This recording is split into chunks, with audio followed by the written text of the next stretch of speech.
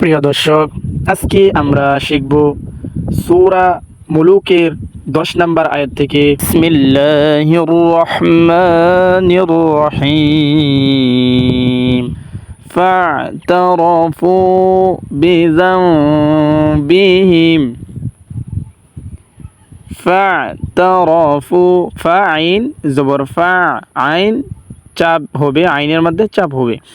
ফা'তারাফু বিযানবিহিম জাল মিম জবর জাম। এখানে দেখেন নুন সাকিন আসছে, নুন সাকিনের পরে এই যে বা হরফটি আসার কারণে বা হলো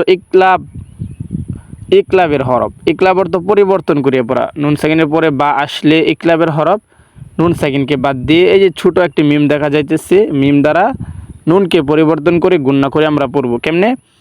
ফা'তারাফু বিযানবিহিম ফাসুহকান লিআসহাবিস সাঈর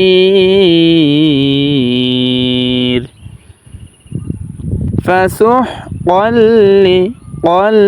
এখানে তানবিনের পরে লাম আসছে, ইকলাবে বেলা গুন্নার হরফ লাম আসছে। আমরা গুন্না সারা স্পষ্ট মিলিয়ে পড়ব।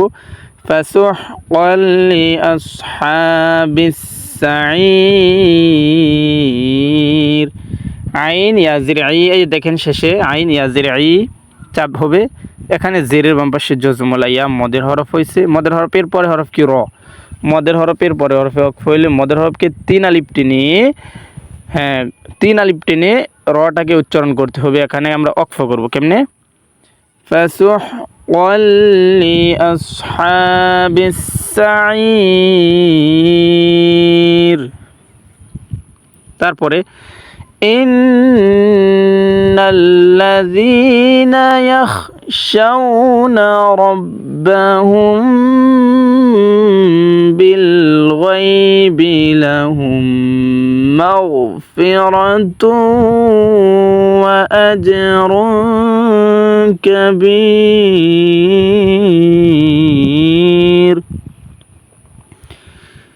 এই ইন্না এখানে গুণনা হবে, কারণ নুনের উপরে গিয়েছে, তাসদিদ হয়েছে। নুনে যদি তাসদিদ হয় গুণনা করা যাবে। হ্যাঁ, আমরা গুণনা করব।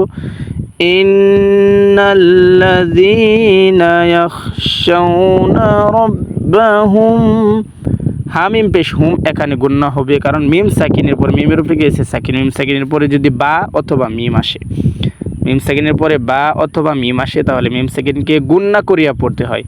হ্যাঁ, ইয়াখশাউনা রাব্বাহুম বিল গায়বি লাহুম মাগফিরাতুন ওয়া আজরুন কাবীর। মাশাআল্লাহ। প্রিয় দর্শক, সকলের সাথে সাথে পড়েন, পড়াগুলো উচ্চারণ সহি শুদ্ধ হবে। ওয়া আসিররু কি হবে? ওয়া আসিররু, সিন রজের সির, উচ্চারণটা শক্ত হবে, সির। ওয়া আসিররু কাওলাকুম আওইজহারু বিহি ইন্নাহু আলিমুন বিযাতিস সুদূর। প্রিয় দর্শক, আপনারা খেয়াল করেন, দেখেন এখানে মিম সাকিন, আমি যে ফুটাটা দিলাম এখানেও কিন্তু মিম তানবিন, দুই জবর দুই যে দুই পেশ তানবিন, তানবিনের উপরে বা আসছে, ইকলাবের হরফ বা আসছে। এই জন্য উপরে যে আমরা পড়ছিলাম ওই যে এখানে ওই সিস্টেমে কিন্তু এখানে আসছে। আমরা গুণনা করব। হ্যাঁ,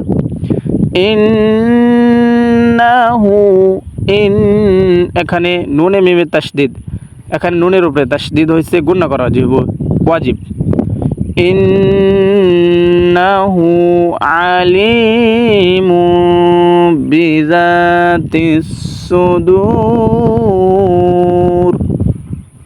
মাশাআল্লাহ। তারপরে আলা ইয়ালামু মান খালাক, ইয়া আইনের মধ্যে চাপ হবে, আইন হ্যাঁ অক্ষরে চাপ হবে।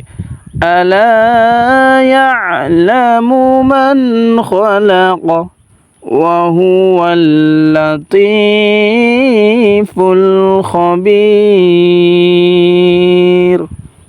মাশাআল্লাহ তারপরের আয়াতটি আমরা পড়ব هو الذي جعل لكم الأرض جعل لكم الأرض هو الذي এখানে জির মধ্যে শুধু টান হবে জিরের বাম পাশে জজমলা ইয়া মদের হরফ هو الذي جعل لكم অনেকে আমরা এখানে জালালা ভুল হয় জালা কুমুল এমন যদি পড়েন তাহলে ভুল হবে হ্যাঁ শুদ্ধ উচ্চারণটা জাআলা লাকুমুল আরদা যালুলান এলাং লাম আলিফ দুই জবর লাং এখানে তানবিনের পরে ফা ইকফার আসছে আমরা গণনা করব যালুলান ফামশু ফি মানাকিবিহা ওয়া কুলু মির রিজকি وإليه النشور সাদাকাল্লাহুল আযীম। প্রিয় দর্শক আপনারা সকলেই আমাদের ভিডিওগুলো সম্পূর্ণ দেখবেন এবং আপনারা পড়ার প্রসেসটা খেয়াল করবেন কিভাবে আমি পড়ি ইনশাল্লাহ ওইভাবে পড়তে পারলে ইনশাল্লাহ আপনার পড়াগুলো সহি শুদ্ধ হবে। অবশ্যই আপনাদের যদি আমাদের ভিডিওগুলো ভালো লাগে তাহলে সকলেই সাবস্ক্রাইব করে রাখবেন ইনশাআল্লাহ। পরবর্তী ভিডিওতে আবার দেখা হচ্ছে। আসসালামু আলাইকুম ওয়া রাহমাতুল্লাহি ওয়া বারাকাতুহু।